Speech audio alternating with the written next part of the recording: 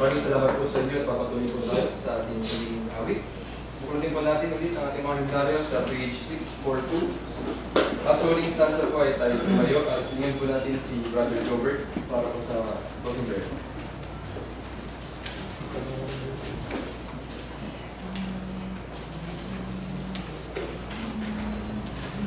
I am resolved no longer to linger. Ready? Sing.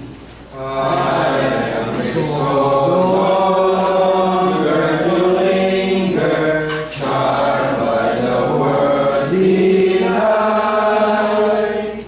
Things that are higher, things that are nobler, these have allured my sight. I will listen to Him, hasten so glad and free.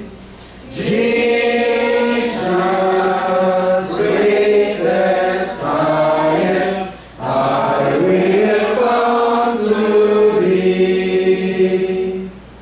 I am resolved to go to the Savior, leaving my sins and strife.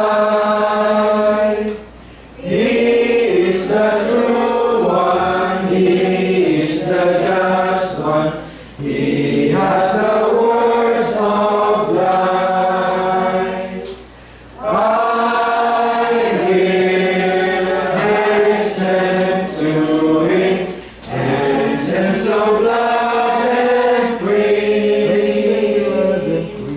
Jesus, greatest, highest, I will come to Thee. I am resolved to follow the Savior, faithful and true each day. Heed what He saith, do what He willeth. He is the living way. I will hasten to Him, hasten so glad and free. Jesus, greatest, highest, I will come to Thee.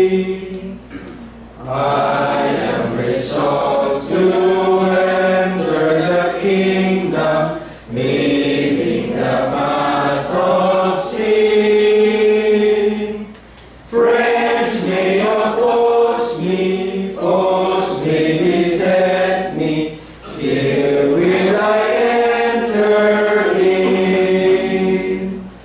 I will hasten to Him, hasten so glad and free.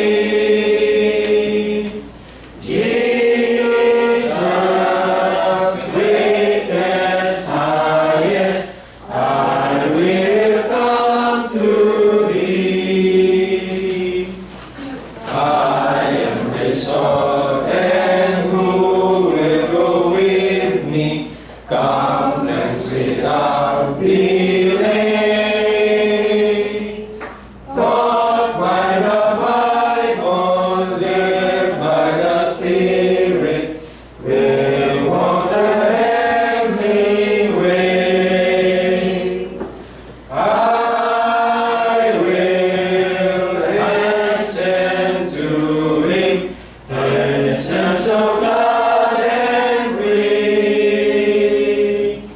Jesus, greatest, highest, I will come to Thee.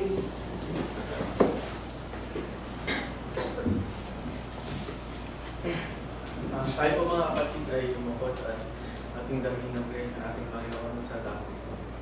Tayo po ay manalangin. Ang manalangin Diyos na makapangyarihan sa lahat, na nagbigay ng buhay sa bawat isa sa amin. Marami po, Panginoon, salamat sa araw na ito na kami po, Panginoon, ay binigyan mo muli ng pagkakataon na ikaw ay sambahin sa katotohanan.